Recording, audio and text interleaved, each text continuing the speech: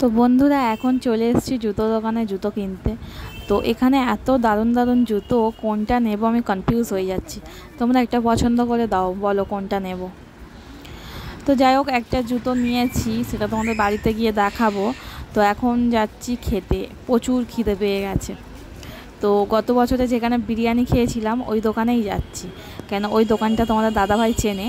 তো তোমাদের দাদাভাই মানে এই দোকান থেকে কিছুটা দূরে গেলে তোমাদের দাদাভাই যেখানে কাজ করে কোম্পানি, তো তোমার দাদাভাই জানে। তো এখান থেকে বিরিয়ানি মাঝে মাঝে খেয়ে যায়, তো বলে বিরিয়ানিটা ভালো, তো ওই জন্য এখান থেকেই খায়। তো গত বছর যখন এসেছিলাম দোকানে এসি লাগানো ছিল না, তো এবছর এসি লাগিয়েছে। যাই হোক, প্রথমে তো বৃষ্টি হচ্ছিল, তারপরে কি রোদ দেখো, আমার মুখটা পুরো ঘেমে চকচক করছে।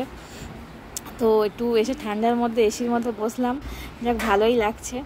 তো চলো বিরিয়ানি নিয়ে নিয়েছি। তো তোমরা কে কে খাবে চলে এসো, আমার তো প্রচুর জোরে খিদে পেয়ে গেছে। তো কে কে খাবে চলে এসো।